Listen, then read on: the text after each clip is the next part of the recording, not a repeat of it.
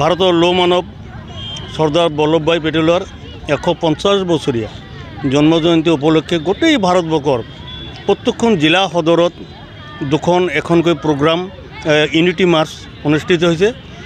সেই কেন্দ্ৰীয় চৰকাৰৰ ক্ৰীড়া আৰু যুৱ পৰিক্ৰমা মন্ত্ৰালয়ৰ নিৰ্দেশ মৰ্মে আমি চিৰাং জিলাতো আজি যোৱাকালি আমি কাজলগাঁৱত অনুষ্ঠিত কৰিছোঁ ইউনিটি মাৰ্চ। আজি আমি বিজনী বান্ধৱ আমাৰ BDSৰ পৰা ষ্টাৰ্ট কৰি টাউনৰ চাৰিওফালেদি প্ৰায় 600 ওপৰত ল'ৰা ছোৱালী, অংগনবাদী বা পুলিচৰ মানুহ, ফৰেষ্টৰ মানুহ, বিভিন্ন যুৱ দল সংগঠনৰ মানুহ লৈ আমি ইতিমধ্যে আমি ৰেলী কৰিলোঁ।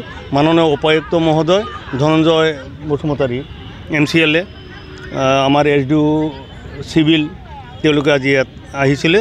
মাননীয় উপায়ুক্ত মহোদয়ে আজি চিফ গেষ্ট আছিলে, তেওঁ ফ্লেগ অফ কৰি ৰেলীখন উদ্বোধন কৰিছিলে। ইয়াৰ উদ্দেশ্য এটাই, আমাৰ যুৱক যুৱতীসকলক, ছাত্ৰ ছাত্ৰীসকলৰ দেশভক্তিৰ যাতে আহে আৰু আমাৰ চৰ্দাৰ বল্লভভাই পেটেলৰ যিটো আদৰ্শ আছিলে, আদৰ্শ যাতে অনুপ্ৰাণিত হয়, সেইটো আছিল মূল উদ্দেশ্য।